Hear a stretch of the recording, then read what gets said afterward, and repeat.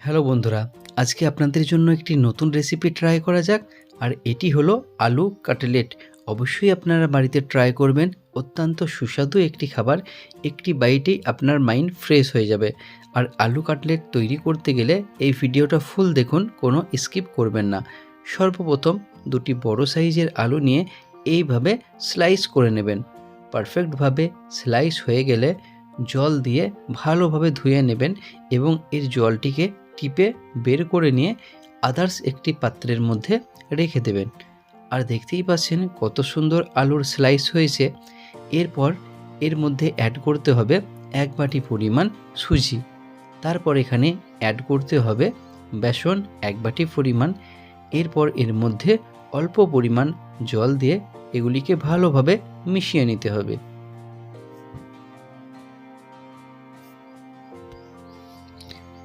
ভালোভাবে মেশানো হয়ে গেলে এর মধ্যে অ্যাড করতে হবে আদাটাকে ঠিক এই রকমভাবে স্লাইস করে নেবেন এবং এর সঙ্গে আরও অ্যাড করতে হবে কাঁচা লঙ্কা।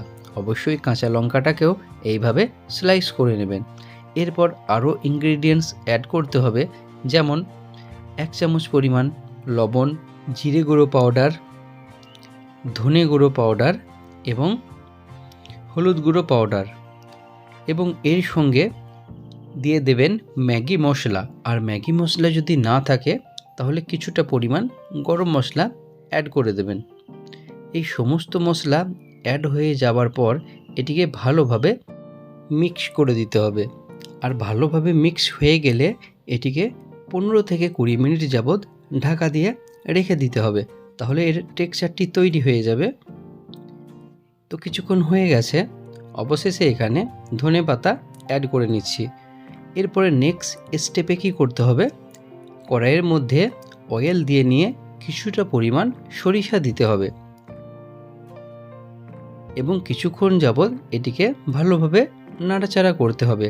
তেলটি যখন সম্পূর্ণরূপে গরম হয়ে যাবে, এরপর এর মধ্যে আগে থেকে তৈরি করে রাখা আলু এবং সুজির এই গ্রেভিটি দিয়ে দিতে হবে। গ্রেভি দেওয়া হয়ে গেলে এটিকে নাড়াচাড়া করতে হবে। আর আস্তে আস্তে এর টেক্সচারটি তৈরি হবে, ঠিক ময়দা অথবা আটার যেমন খামির তৈরি হয় সেই রকম এর টেক্সচার তৈরি হবে।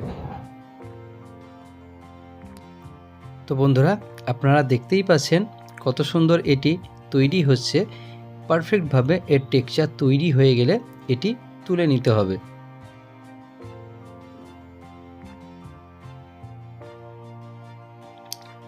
তো বন্ধুরা, এরপর কিছুক্ষণ যাবৎ এটিকে ঠান্ডা করে নিতে হবে। আর পারফেক্ট ঠান্ডা হয়ে গেলে এরপর ঠিক চপের মতো এটিকে রাউন্ডভাবে পাকিয়ে নিতে হবে। তো বন্ধুরা, এরপরে অয়েল গরম করে নিয়ে এক এক করে সমস্ত এই অয়েলের মধ্যে দিয়ে এটিকে পারফেক্টভাবে ছেঁকে নিতে হবে।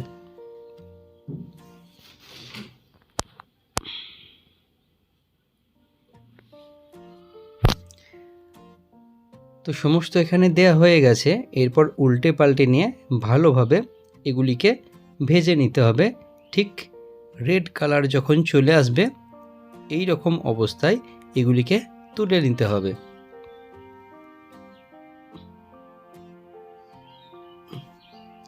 তো বন্ধুরা, আপনারা দেখতেই পাচ্ছেন কত সুন্দর এখানে লাল কালার পারফেক্টভাবে ভাজা হয়েছে। এরপর এগুলিকে সমস্ত এক এক করে তুলে নিতে হবে।